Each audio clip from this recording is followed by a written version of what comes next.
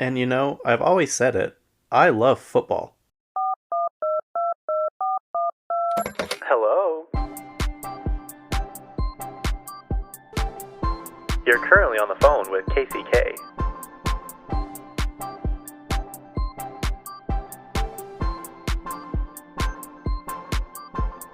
Yep, that's me. Those of you that know me are rolling your eyes right now because I've never said that in my entire life. I actually still hate football. I think it is quite literally one of the dumbest things I've ever seen. But I'm all in. I'm all in right now. I'm completely invested. And you know why. You all know why. Because Taylor Swift said, "Hey, we're gonna like football at least for a little bit. Who knows? Maybe it's the long run. Maybe it's the end game. Maybe it's the end zone." Just kidding. That was stupid.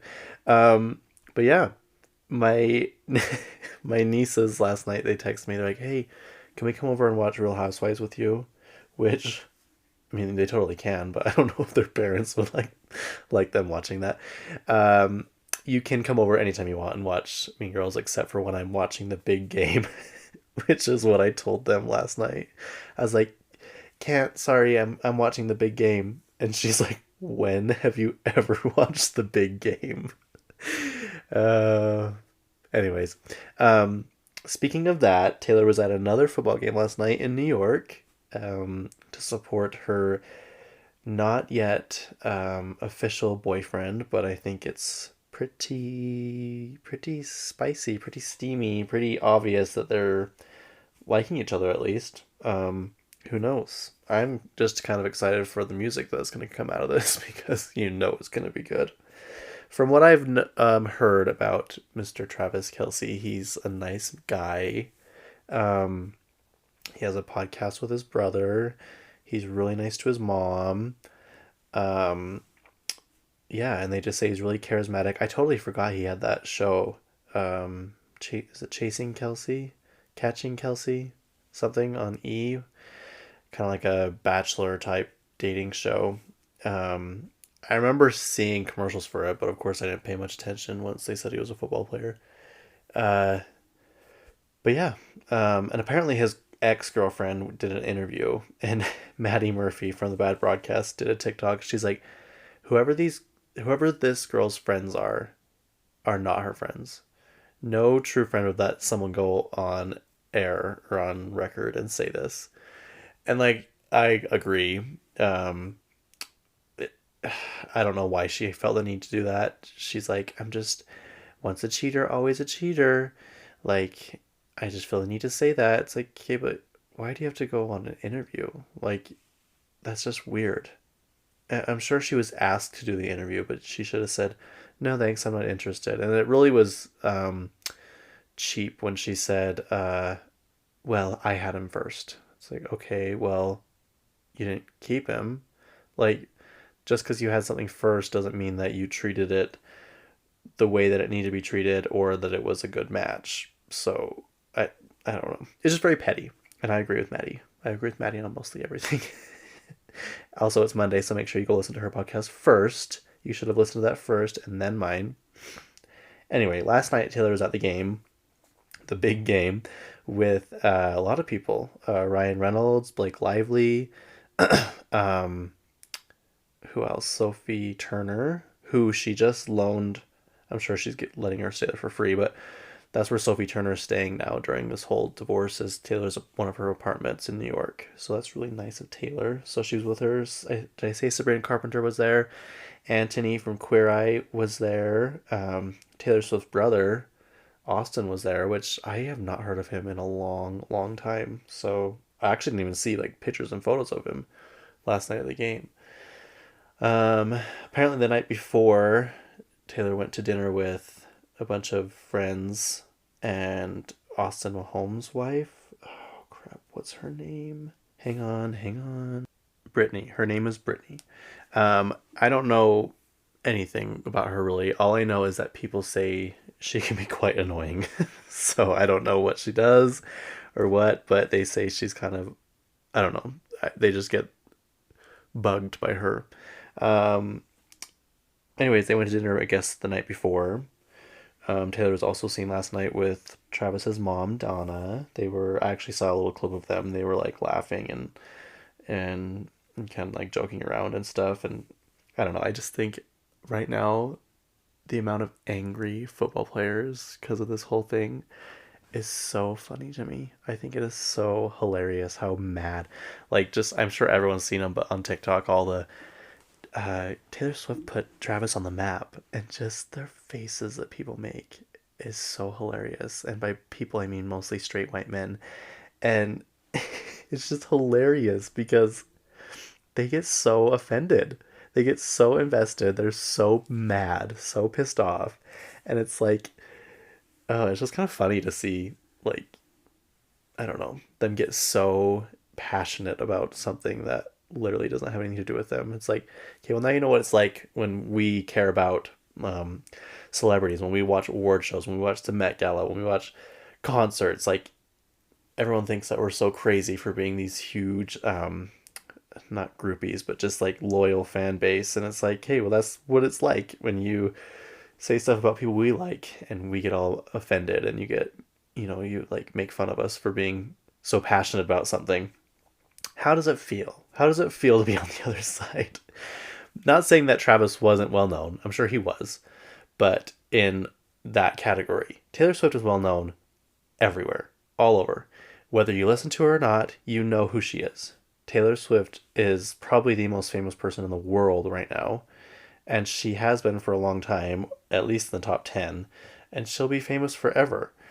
Like, I saw this one TikTok of a mom getting super mad that this daughter was recording, and the mom was getting more mad than like the brothers and the dad, and she was like being so annoying. She's like, Travis Kelsey is way more famous than um what do they call it?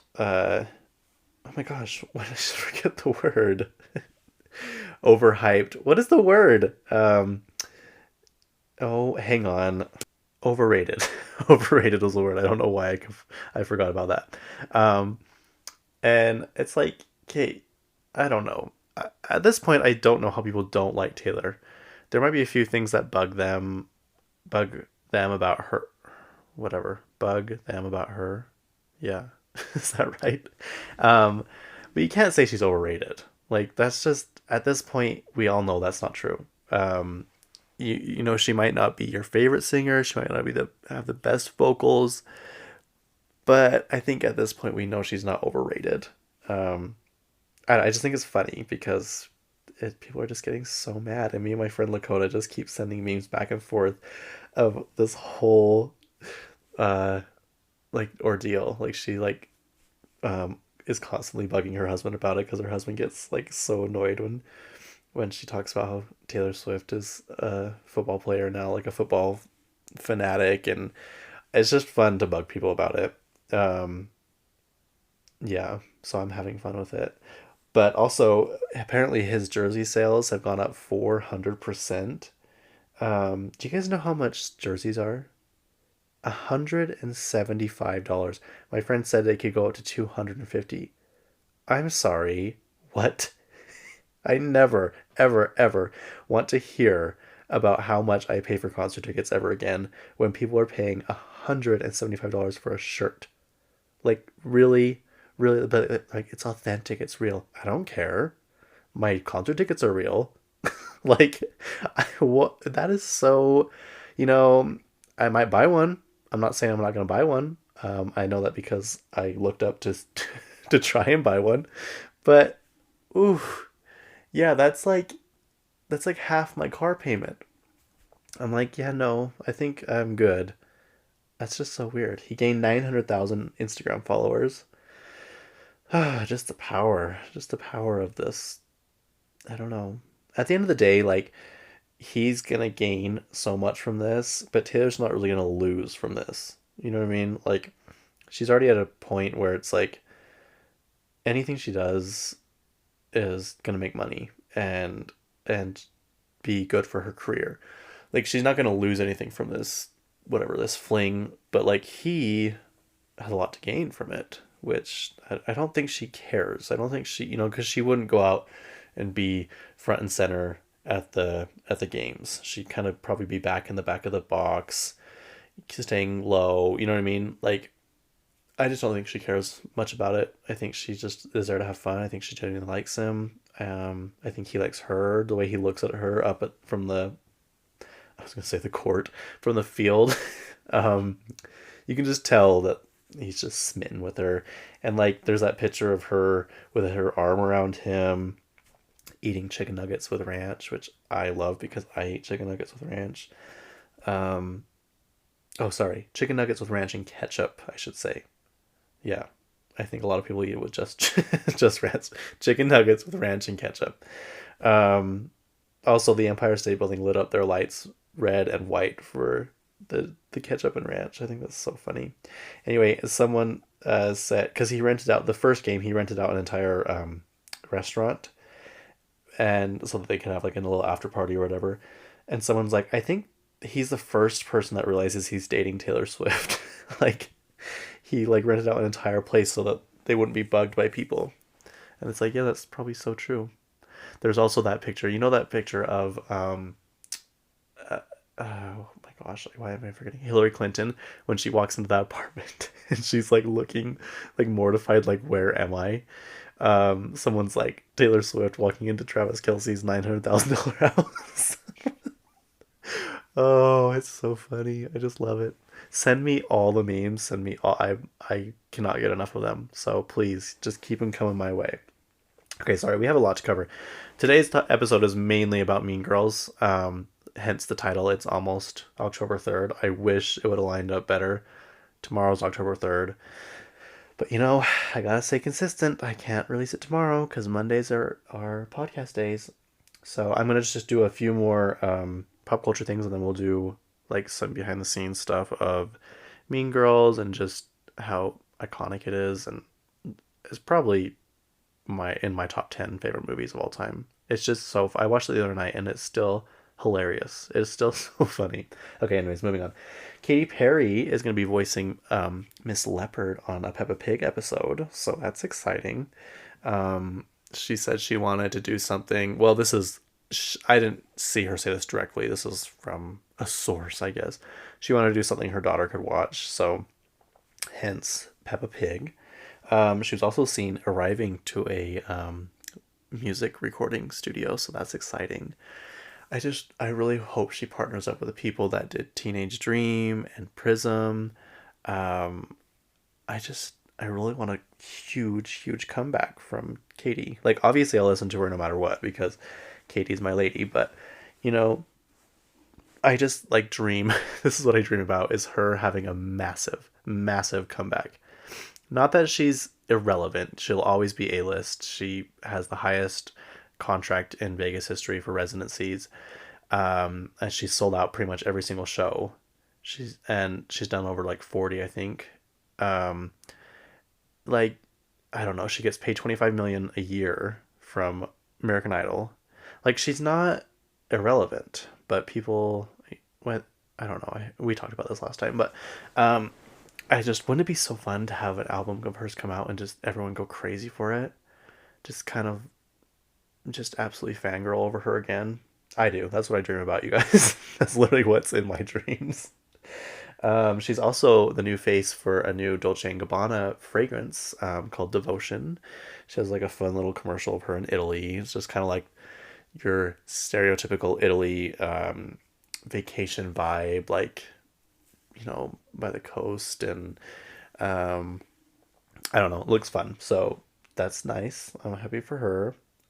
10 years ago, Wrecking Ball hit number one on the Billboard charts, which is crazy because 10 years ago, Bangers dropped, which I should be receiving my Bangers vinyl any day now. Um, yeah, I have all these records and I don't have a record player. I do. My friends Catherine and Dalton gave me one, but you guys, I don't know how to run it, so it's just sitting in my closet. Um, Anyways, the Miley said, and she's doing that little TikTok series, you know, and she said that no one wanted to work with her on Wrecking Ball. No producers. They're like, no, we just don't feel like it's the vibe for Bangers. Which if this song didn't make it onto the record, obviously I wouldn't really know. Um, but I would be so sad because I love this song. I love this song so much. And it's actually offered to Beyonce at one point. Anyway, after all these people said no, they didn't want to work on it, she's like, all right. And she called up the guy that helped her with Party in the USA, and they produced it together. And look what happened. I just can't, I don't know. I just can't imagine not thinking that song would be good. Maybe they just saw it on paper, or maybe I don't know, she would have had to record it because they're like, it doesn't sound like the vibe. Maybe it's just because it's, I don't know, just lyrically more toned down than the rest of the album. You know, the rest of the album is kind of like kooky and weird and stuff like that. But yeah, I think that's fun.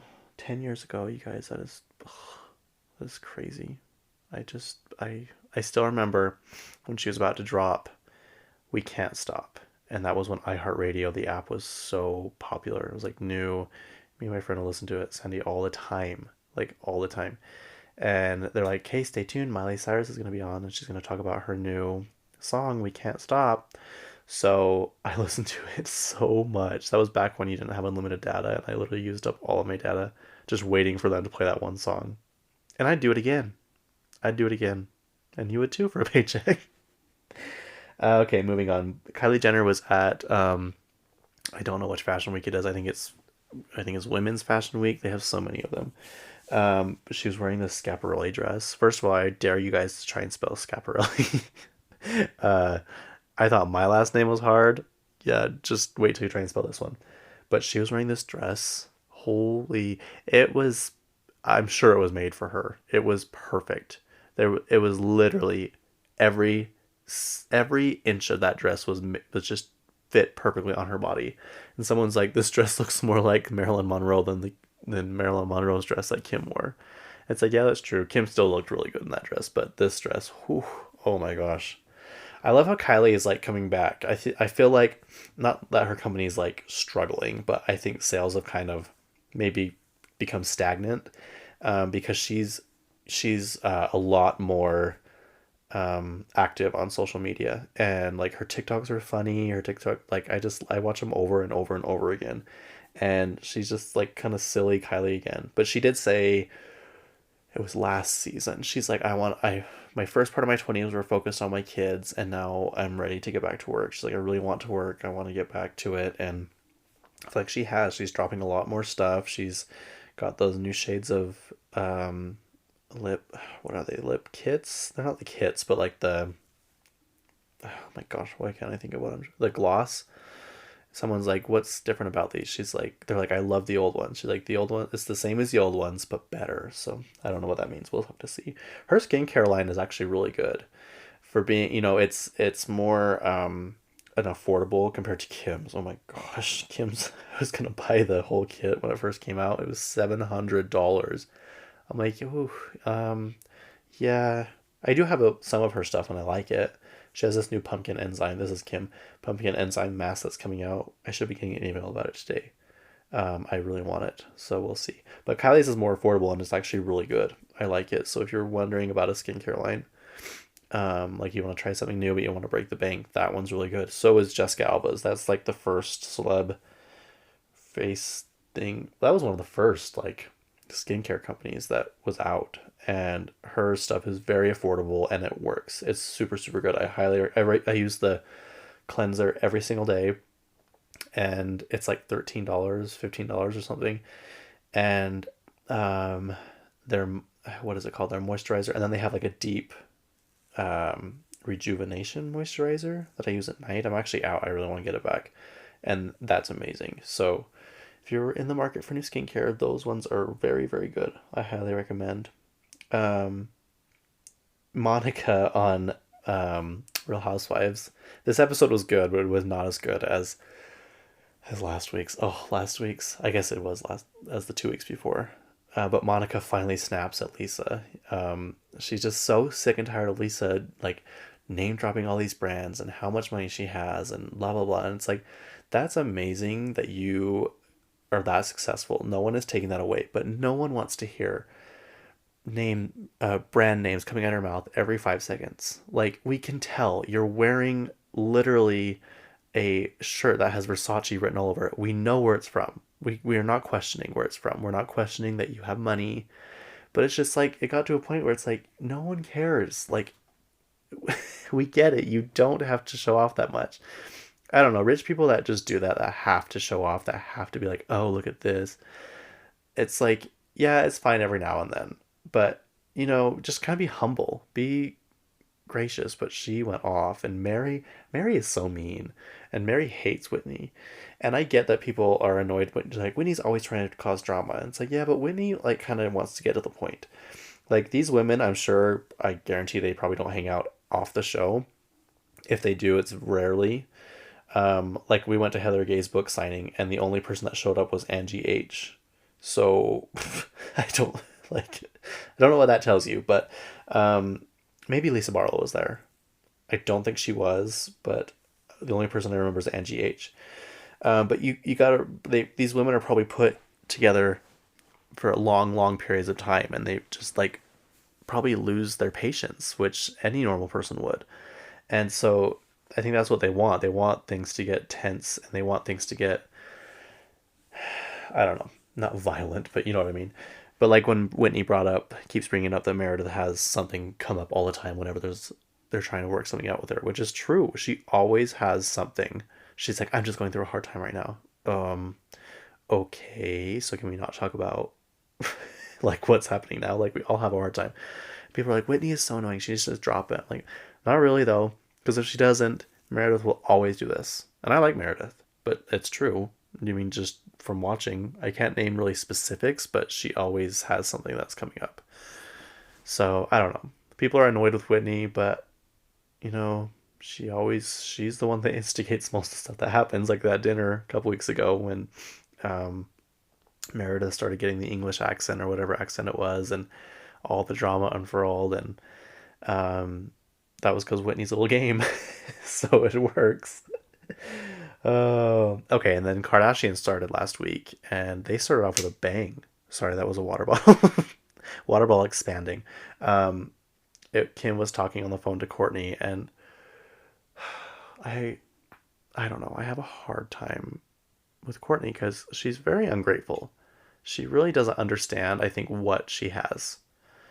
Like she might say it every now and then, but I genuinely don't think she realizes how good she has it. She doesn't do much. I mean, she has that company now, but I don't know. I just compared to Kim and Chloe and Chris's and Kylie's and even Kendall's work ethic, it's just kind of like, I know this will sell, so I'm just gonna, she this last year, I guess she has been putting more effort into it, but for the most part, she kind of just wants to stay home with her kids, which is fine. But why are you so mean? You're always so mean. There's obviously something more deep rooted in whatever's going on that she has with Kim, because she's so mean to Kim, like so mean. And she literally says on the phone this weekend, "You are a witch and I hate you." And Kim just sits there. Kim has no reaction. She's like, okay. Like, I'm sure she's so used to it and just so done. Like, Kim is trying to be the bigger person and reach out, and she handles herself so well. Like, if this was my sibling, at least my little sister, sorry, Annie, I would have no patience. I'm sorry, I would not. And maybe she's just at a point now where she's like, anything I do or say, nothing's going to come out of it. Nothing's going to happen. She's always just going to be bitter and resentful against me. So why should I even try? And I feel like that is where it's at. But I don't know. Courtney's just so mean to them. She really is. She's very, very mean. She's mean to Chris. She's mean to Kim for sure. And like she says in this episode, she's like, everything you do is about you, is for you, is benefiting you. And I'm like, well, that's her job, first of all. And that's also not true. That's why she's able to like get people out of prison who are wrongly convicted. She's talked about gun reform. She what else does she have? She has she does lots of things for people, and she's always being nice to her mom. Kim's the nicest to the mom. Maybe well, Chloe can be mean, but I think Kim is the nicest to her by far. And I don't know, just like that one. I think it was last season. Oh, sorry, I think it was last season where she said she had all of Chris's looks from like the past, and she had mannequins put up in her house, and she brought Chris in. I think it was for her birthday or something. Like, I don't know. I just don't know how you could say that all of Kim's actions are for um, the benefit of herself. Like, she's literally putting herself through law school so she can better understand how to help people get like out of prison who aren't supposed to be there. Like, she could easily just hand over tons and tons of money to lawyers and have them do the whole thing, but she wants to be involved in it. She wants to help. I don't know. Me and my friend Sandy did notice, but when we were in high school, that when Courtney's pregnant, she's even more irritable and just ornery, which I'm not. That's fine. I think that happens in a lot of cases, but that might be a case now because she's pregnant, obviously, of why she's just being so mean. So, anyways, this is going on longer than I thought. But anyways, I have one more thing to talk about, but I have to look up something really quick. Okay, so I'm not sure when these actually happened, but I saw two little YouTube clips of Adele crying. One of them was she was singing, I think it was "Someone Like You," and she looks up in the stands and she all of a sudden points and her face gets all like kind of teary eyed and she's like, "Look at the baby."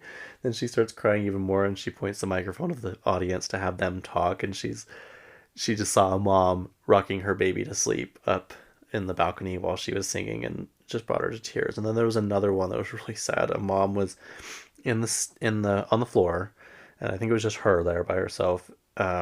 And Adele walks by and she's singing, and the lady hands her a note, and she takes it, and keeps singing, moves on. And she opens it up, and she starts reading, and you can tell she's like slowly stopped, like not singing as much. And she says, "Oh no," and she goes back and hugs the lady really tight, and um, she like starts walking away, and she's like, "Please help me sing it," because she's crying so much. And on the note it said that the lady had lost her child, and um, I don't know, just Adele is just she's just so genuine and so humble and so down to earth, and I don't like it's just, I don't know, one of those tender moments that you see that just makes you tear up because it's just sad. And that probably made that lady's whole day, whole probably week, probably year, like just to have that little interaction with her and just to see that Adele was genuine and didn't just like brush it off. I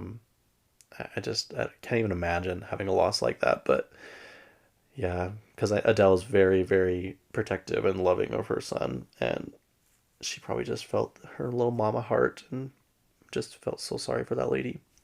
Okay, that's all I have for pop culture news. Now let's do Mean Girls. Oh wait, sorry, one more thing. Beyonce just announced last night. I literally woke up at like 11:30.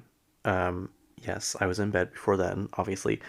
I woke up, and I think it was too hot, and so I got a drink of water, and I literally checked my phone, and Beyonce had 4 minutes before had just released that she's going to do a Renaissance movie in theaters. So that's exciting.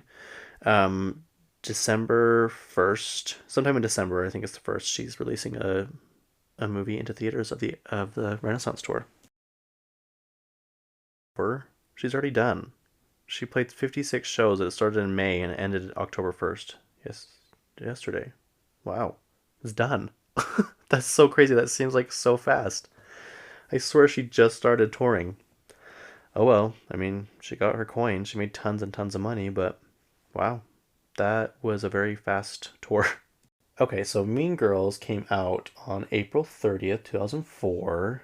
Let's see, how old would I have been? I was probably. I'm not going to tell you because I don't want you to know how old I am, even though most of you know how old I am. I was probably 10 when it came out, 10 or 11. I think it was 10 when it came out and probably 11 when I saw it. And I still remember the first time I saw it. We saw it on my cousin's tiny little Polaroid portable DVD player. We were at Bryan Head Ski Resort down in Cedar City, Utah. And it was like we stayed in this kind of like suite thing. So like it had a separate bedroom and then like a living room and another bedroom or whatever. So all the kids went into the bedroom. I don't know why we were watching this at this young age. But and my cousin turned it on, and I was instantly hooked. I was obsessed. Like, how could you not be? Just, I still remember seeing the the scene when they're doing the Christmas dance and they slap their thighs. Oh my gosh, you guys, and just the astonishment of the parents. I think one of my favorite lines is when she walks into the classroom at first and she's like, "Hi, I'm Katie. I'm new here," and the girl's like, "Talk to me again and I'll kick your ass." Like who says that to somebody? Just there's so many one-liners in this movie that I like. Is butter a carb? And oh my God, Karen, you can't just ask people why they're white. Um, yeah, and like Fetch, Tina Fey said she sat down with some kids, some like teens to ask what the new slang was or whatever.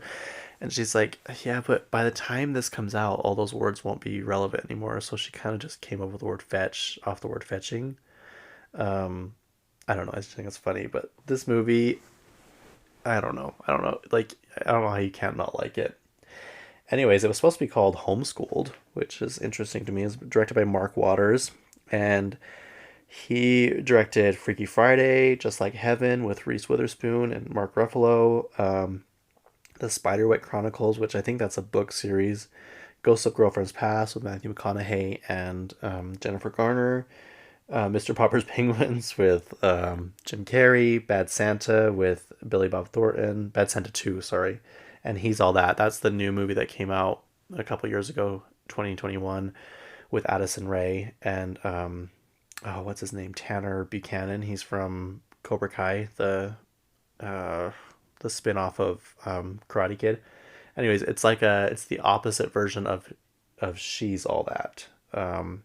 I've actually never seen that movie, but it's where they make a bet that they can take the most boring average person and turn them into like the hottie or whatever, just basic teen things. Anyways, it's really good. It's like a cheesy movie, obviously, but I loved it. I've watched it so many times.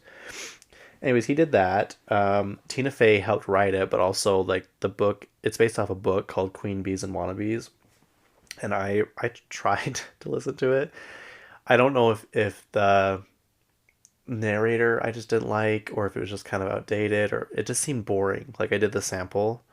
I'm glad I did. I was just gonna buy it, but I did the sample, and I'm just like, I don't vibe with this. I don't think it's gonna really be the same as the movie.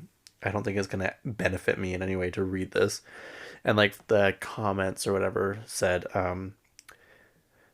like perfect book if you have a teen daughter, perfect this if you're trying to be a parent. Like nothing that pertained to me. So I'm like, yeah, I think I'm just gonna skip it. Anyways, that book was written by Rosalind Wiseman, and apparently she wasn't too thrilled, or isn't currently, because I, I, I don't know. Like the studio screwed her over for sure, but she should have had a better contract written up, and I think she even says that. But probably at the time she didn't have a lot of money. She probably didn't have a lot of clout. She probably didn't. It was probably like one of her first deals, so she was just excited to get it. But the studio, she got $400,000 for the rights, and that was the rights to the movie and like all the productions, like plays and stuff afterwards. And she was supposed to get royalties if the movie made money, but the studio said, "Oh, the movie didn't make any money," which that's not true at all. You'll see in a minute. But they did this also with Harry Potter 7, I think, one of the Harry Potters. In their contract, they're supposed to get royalties, but how did this happen? They made two different studios. Warner Brothers was the main one, and there was another one that Harry Potter was made by. I'm butchering this, but basically Warner Brothers fronted all the money for the movie and the advertising, and they inflated it somehow to make it look like the advertising was so much more than the movie actually made. So it kind of made it look like it zeroed out. So they didn't make any royalties off that, which I think that is so stupid. That is like, I, I don't know. I feel like Hollywood has some of the worst business practices ever. Just like JoJo, it's just a little too late. She was on RV, all that stuff. She couldn't record anything for 9 years because of her contract. That's why she kind of went MIA for a while. Anyway, I'm getting sidetracked. Um, what was I even talking about? Oh, so she didn't get any royalties because they're like the movie didn't make any money, but the budget was 17 million, and it was produced by Paramount, which is like Viacom, which is Nickelodeon, Paramount Plus, obviously, MTV, VH1, all those channels.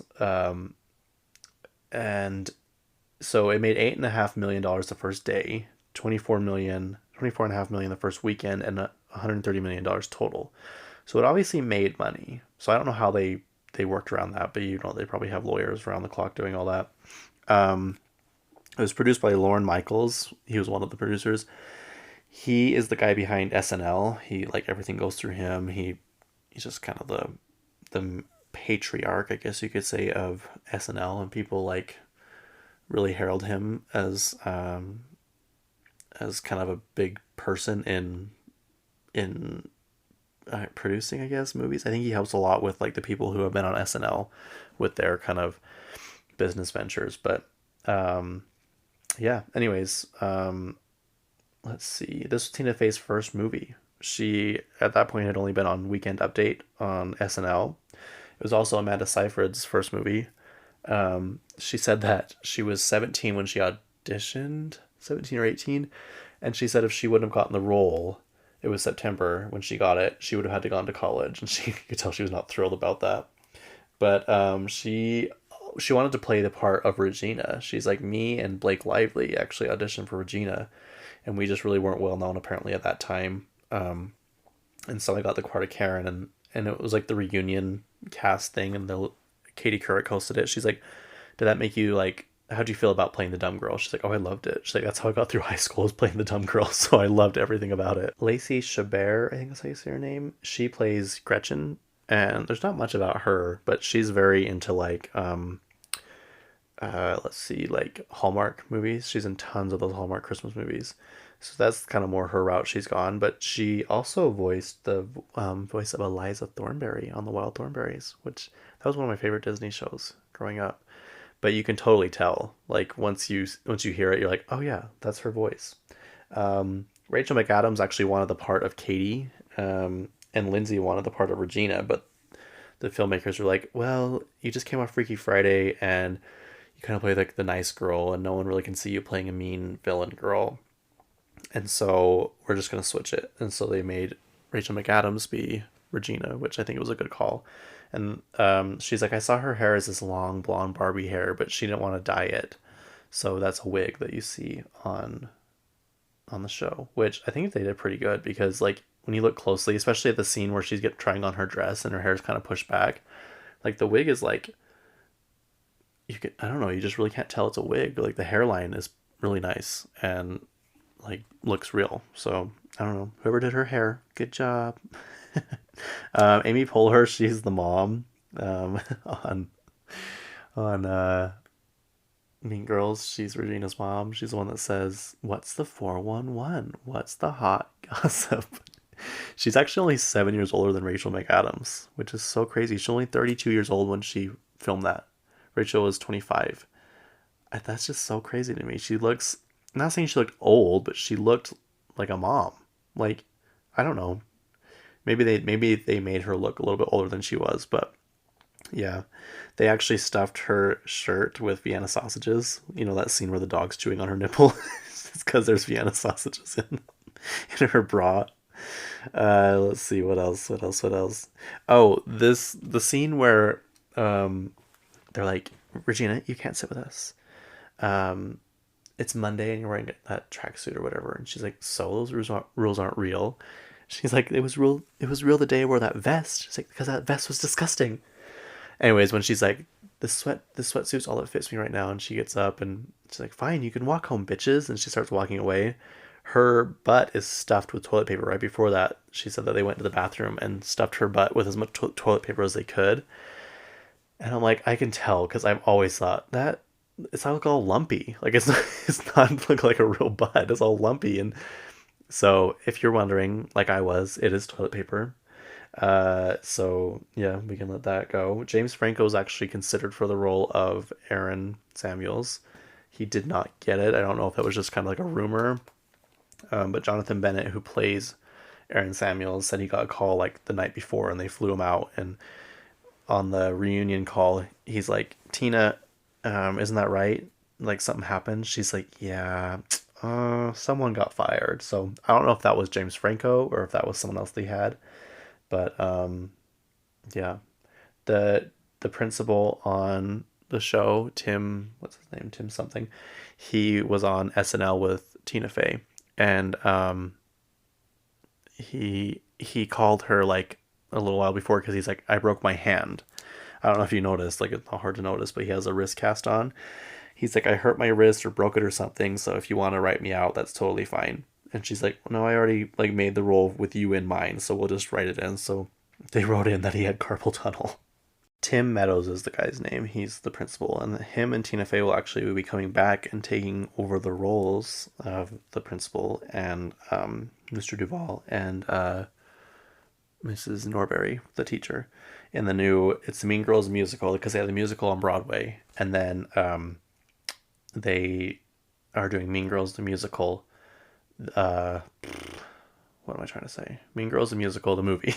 Sorry, I don't know why. I'm thinking too far ahead. I'm thinking about what I'm going to say next. I need to just be in the moment. I need to be present with what I'm doing. So Amy Poehler, Tina Fey, Tim Meadows, the principal, and Amy Gastier. That's Katie's mom. They were all on SNL together, so it's kind of how they got the parts. You know, I'm sure they were asked to do it, but yeah. So the Mean Girls the musical comes out. Mean Girls the musical, the movie. Sorry, comes out January 12th, 2024. Katie Heron is played by Andrea Rice. I think that's how you say it. You probably know her best from she's Ned's girlfriend off of Spider-Man. Where they, it's the second one where they go to Italy and they're like all over each other. That's her. Regina George is Renee Rapp. She has that new album out. Something about a snowflake, I think. Something about snow angels. I should know more.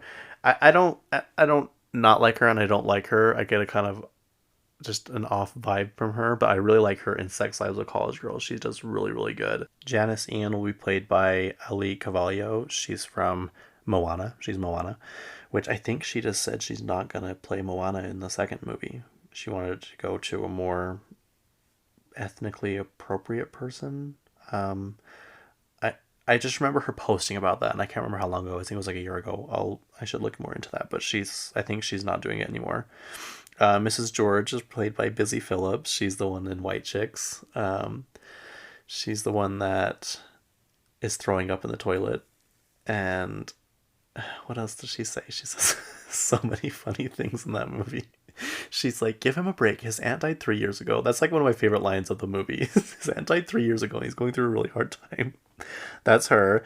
Jenna Fisher from The Office will play Mrs. Heron. And Coach Carr is going to be played by John Hamm. And John Hamm, I think everyone knows who he is. He's from Bridesmaids. He's like the person she always hooks up with. And he's like a D-bag. And he's in Mad Men, that really popular show about like advertising and stuff. But anyway, I thought there'd be more like stuff behind the scenes, and there's like more I didn't put in, but like I watched the reunion thing. It was like a Zoom call, and everyone was on there except for Rachel McAdams and Amy Poehler, but basically all the other main characters were on there, and they all look really good, you guys. Like they have all aged very well. I will say Janice. Oh crap, what's her name? Hang on. Lizzie Kaplan is her name. She was on the only thing I think I've seen her on a couple of things, but the main one is New Girl. She's you guys, I'm so sorry. I don't know why I'm like zoning out so much. The main guy. What's the main guy? Nick. I think she's Nick's girlfriend for a minute. She's the lawyer. Anyway, whatever skincare she's doing, you need to find out because her skin looks absolutely amazing. All of them look good. They all look good. And it's just so crazy to think that Rachel McAdams, Lindsay Lohan, Lacey Chabert, and Amanda Seyfried all have kids. That's so mind blowing to me. I don't know. I just still feel like this movie's so new. Yet this movie I feel like came out so long ago. I don't know. I still feel like it's like 2007, but it's not. It is not. Yeah, I thought there'd be more like. Apparently, I don't know what I thought there would be, but apparently it was like a very good environment on set. Like there's really no one has said that there's been anything bad that's happened. The guy that plays the mathletes guy, what's his name? The Kevin Kapoor. He was on the Zoom call too, and he's like, I just remember reading the script and being like very impressed that it was the first time an Indian guy was who was good at math and like a nerd. He didn't have an accent, like he didn't have the Indian accent, and he wasn't like that wasn't kind of something they made fun of. Like he's like if you look through the movie, it's pretty like diverse. Like there's lots of different ethnicities, or lots of different backgrounds, and it's true. Like there's so many different people in that movie, and he's like I just remember thinking that was really cool and how ahead of its time and how no one was really doing that. And anyway, he appreciated that. But um, yeah, and I love how they all like it. I love how they all still love it. They're not annoyed. Like I hate when people, actors and musicians and stuff get so annoyed when people like only like they had one really very successful thing. Not that the other things weren't successful, but like just one thing that everyone knows them for, and they're like so annoyed by it. They're like, well, I've done other things. It's okay, well, we're not saying that. We just really love this movie, really love this album, really love this, and they're like so annoyed by it. Like these guys, they all will still talk about it. They all like love it. I just think that's so cool. So, yeah, that's it. That's happy almost October 3rd. um, there's so many one-liners in this movie, you guys. It's so funny. Uh, Boo you whore.